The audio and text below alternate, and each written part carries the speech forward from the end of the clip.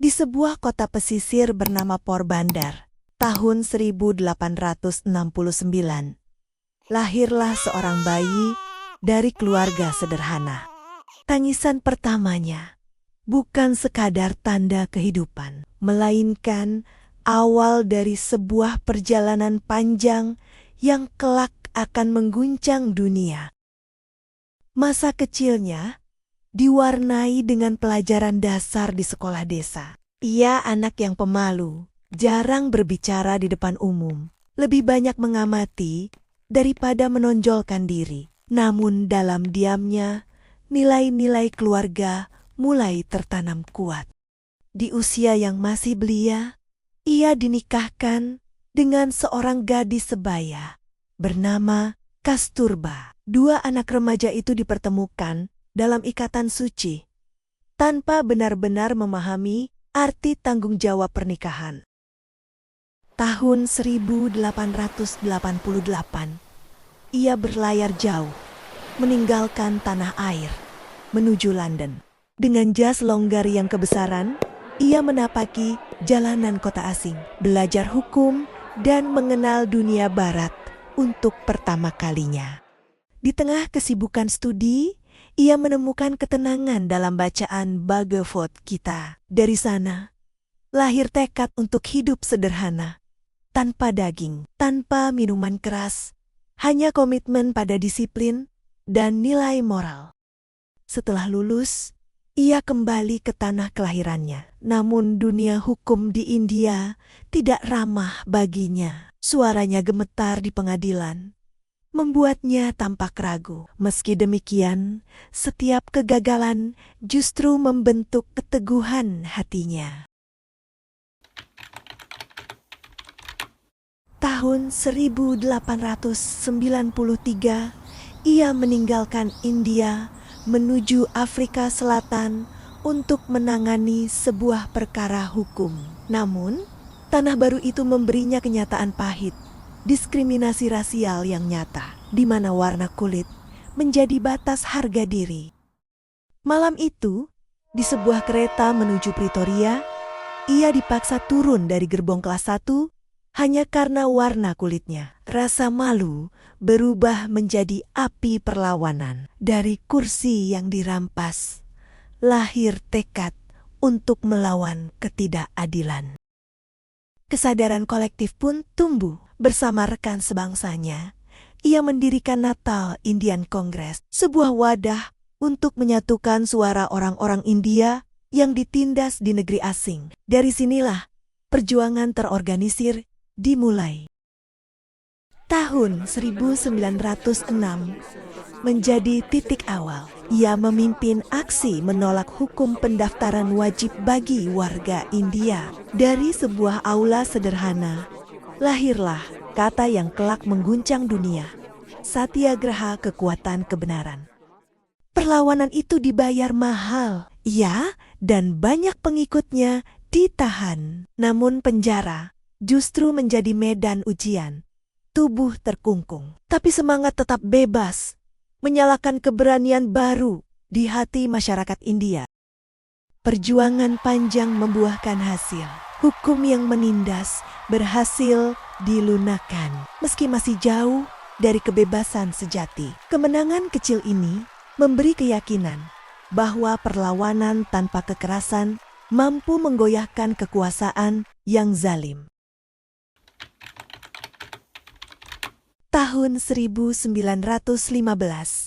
ia kembali ke tanah air. Sambutan hangat rakyat menyertainya, seolah menaruh harapan baru pada sosok yang pulang dari Afrika Selatan. Dari saat itu, langkah kecilnya berubah menjadi pijakan besar bagi perjuangan nasional.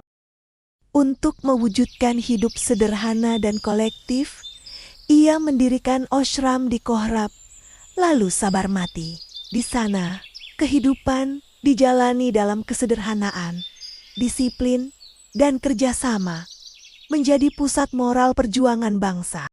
Tahun 1917, ia memimpin Camparan Satyagraha. Para petani yang dipaksa menanam nila kini menemukan suara keberanian. Untuk pertama kalinya, rakyat desa bangkit menolak ketidakadilan kolonial. Di Heda dan Ahmedabad, ia kembali berdiri bersama rakyat kecil, petani yang gagal panen, dan buruh pabrik tekstil. Mogok kerja, puasa, dan doa menjadi senjata mereka. Perlahan, suara lemah menjadi kekuatan yang menggema.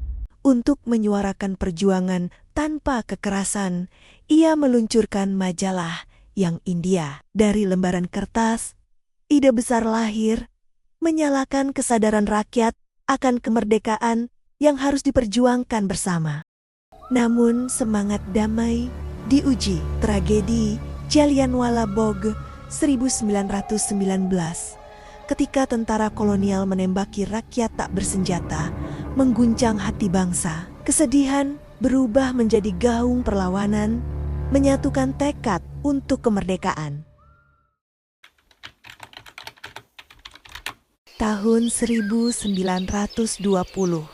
menjadi titik balik. Dari sebuah podium sederhana, seorang pria kurus dengan jubah putih bersahaja menyerukan gerakan tanpa kekerasan yang belum pernah ada sebelumnya. Non-cooperation. Ia mengajak rakyatnya untuk menolak tunduk pada pemerintahan asing dengan cara damai, bukan dengan senjata, melainkan dengan menolak taat pada sistem yang menindas. Suara itu menggema, memberi harapan baru bagi jutaan hati yang lapar akan kebebasan. Gerakan itu menjalar ke desa-desa. Ia meminta rakyat berhenti membeli kain impor, lalu kembali memintal kapas dengan alat tradisional mereka sendiri. Universitas kolonial, kantor pemerintah, dan produk asing ditinggalkan. Jalanan kota dipenuhi rakyat yang dengan bangga mengenakan pakaian buatan tangan. Seakan benang kapas itu menjadi simbol perlawanan yang lebih tajam dari senjata. Namun tidak semua berjalan damai. Di sebuah kota kecil bernama Chowri Chowra, massa yang marah membakar kantor polisi hingga menewaskan aparat kolonial. Kabar itu menyayat hati pemimpin mereka. Dengan suara berat, ia menghentikan seluruh gerakan. Baginya, kebebasan tidak boleh dibeli dengan darah dan kekerasan. Tak lama setelah itu, ia ditangkap. Sebuah sel penjara dingin menjadi rumahnya selama 2 tahun. Tubuhnya tampak rapuh, namun matanya tetap menyala. Seakan dinding penjara tidak mampu menahan harapan yang ia bawa. Di keheningan jeruji, ia menulis, merenung, dan menguatkan tekadnya.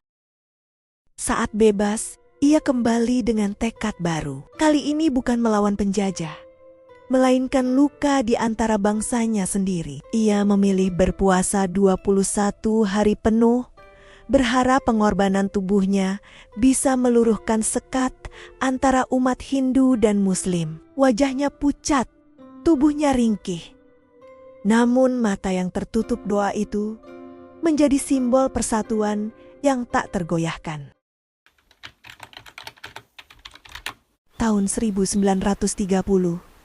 seorang pria tua kurus dengan tongkat kayu di tangan melangkah keluar dari Sabarmati Ashram. Di belakangnya, ratusan orang berbaris rapi. Mereka bukan hanya sedang berjalan, mereka sedang memulai sebuah perlawanan tanpa senjata, menantang kekuasaan dengan langkah kaki yang penuh keyakinan.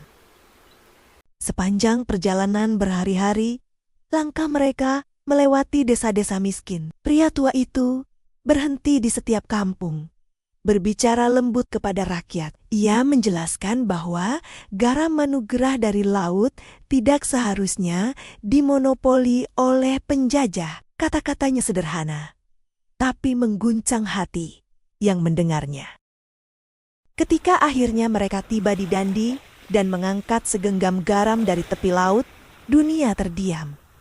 Namun, kolonial bereaksi. Polisi Inggris menangkap para pemimpin satu persatu, termasuk pria tua itu. Bahkan ketika tubuhnya diseret, wajahnya tetap teduh seakan tubuhnya ditahan. Tapi jiwa dan pesannya tak bisa dibungkam. Setelah dunia mengecam penangkapan besar-besaran, sebuah perjanjian lahir. Sang pemimpin duduk berhadapan dengan wakil kekuasaan. Meja sederhana memisahkan mereka. Suasana tegang, tapi di udara terasa ada sesuatu yang baru. Pengakuan bahwa suara rakyat tak bisa lagi diabaikan. Di tahun berikutnya, ia kembali menggunakan senjata lamanya, tubuhnya sendiri. Ia berpuasa, menolak makanan sebagai penolakan terhadap diskriminasi kasta. Tubuhnya semakin kurus, tapi tekadnya memaksa para pemimpin lain duduk bersama, melahirkan kesepakatan yang kelak dikenal sebagai Puna Pak. Tindakannya tak berhenti di ruang politik, di jalanan, di sekolah, di desa. Perdebatan tentang kesetaraan kini menggema. Bangsa India dipaksa bercermin. Apakah kemerdekaan hanya untuk melawan penjajah atau juga untuk membebaskan hati dari belenggu diskriminasi? Tahun-tahun berikutnya menjadi tonggak baru. Ia memilih meninggalkan hiruk-pikuk kota, membangun sebuah ashram sederhana di pedesaan Sevagram. Bagi dirinya, desa bukan sekadar tempat tinggal, tetapi laboratorium kehidupan, tempat manusia belajar hidup dengan sederhana, saling menolong, dan menyatukan jiwa dengan tanah airnya. Di Sevagram, ia menekankan 3 hal: pendidikan bagi anak-anak, kebersihan bagi setiap rumah, dan swedashi cinta pada produksi sendiri. Anak-anak belajar menulis sambil menenun. Perempuan dan laki-laki sama-sama menjaga kebersihan. Dan semua orang berpakaian dengan kain buatan tangan. Inilah bentuk nyata perlawanan, sederhana tapi bermakna. Ketika dunia dilanda perang, ia menolak ikut arus kekerasan. Ia memilih jalan berbeda. Satyagraha individu, bukan massa, bukan kerumunan, melainkan suara hati yang berdiri tegak sendirian. Baginya, satu orang yang berani mengatakan kebenaran lebih kuat daripada 1000 senjata. Ketika konflik sosial memanas, ia memilih berpuasa. Tubuhnya yang rapuh menjadi pesan moral bahwa damai lahir bukan dari teriakan, melainkan dari pengorbanan diri. Puasa itu mengguncang hati banyak orang, hingga akhirnya membuka jalan bagi perdamaian dan pembebasan sosial. Tahun 1942, suara perlawanan menggema di Bombay. Dari podium sederhana, sosok kurus berbalut dhoti mengucapkan kata-kata yang kelak abadi. Do or die. Massa yang memenuhi lapangan menanggapi dengan pekik semangat. Meski sadar, risiko besar menanti. Seruan itu bukan sekadar slogan, melainkan panggilan untuk menyerahkan segalanya demi kebebasan tanah air. Tak lama setelah pidato itu, pemerintah kolonial segera bertindak. Pemimpin tua itu ditangkap bersama para tokoh partai. Namun penjara bukan penghalang. Di luar jeruji, perlawanan tetap berkobar. Generasi muda partai memimpin demonstrasi, mogok, hingga sabotase, seakan membuktikan bahwa ide tidak bisa dipenjarakan. Tahun 1944, kabar duka menyaya. Istri tercinta yang selama puluhan tahun setia mendampingi perjuangan, menghembuskan napas terakhir di balik jeruji. Sang pemimpin rapuh oleh kehilangan. Akhirnya dibebaskan oleh otoritas yang khawatir kesehatan dirinya memburuk. Kesedihan itu justru menambah kedalaman perjuangannya, bahwa kemerdekaan menuntut pengorbanan paling pribadi. Pasca Perang Dunia, India diguncang kerusuhan antar agama. Ia berjalan dari desa ke desa di Noakhali tanpa alas kaki, menyerukan perdamaian. Tubuh renta itu juga menjalani puasa panjang demi menahan amarah massa. Hingga akhirnya, Ia duduk berhadapan dengan Lord Mountbatten, sang wakil mahkota, membicarakan transisi kekuasaan menuju kemerdekaan. Akhirnya, 15 Agustus tahun 1947, India merdeka, kembang api mewarnai langit, bendera baru berkibar. Namun di hati sang pemimpin, kebahagiaan bercampur luka. Partisi dengan Pakistan memisahkan bangsa, menumpahkan darah tak berdosa. Di tengah sorak-sorai, ia memilih diam, duduk hening, wajahnya muram, menatap tanah air yang terbelah. Pasca partisi yang berdarah, negeri itu masih terbelah oleh kebencian. Namun sosok tua itu, rapuh dengan tubuh kurusnya, berjalan di antara kerumunan. Ia merangkul umat Hindu, Muslim, dan Sikh, menyerukan damai. Suaranya lirih, tapi menembus kegaduhan. Keyakinannya bahwa cinta lebih kuat dari peluru membuat ribuan orang kembali duduk bersama, meski luka masih menganga. Delhi sore itu sunyi penuh hormat. Sebuah doa bersama lintas iman digelar, menghadirkan Hindu, Muslim, dan Kristen duduk berdampingan. Sosok tua itu melangkah perlahan, menyatukan jemari dalam salam. Wajahnya tenang, namun tiba-tiba dentuman pistol memecah udara.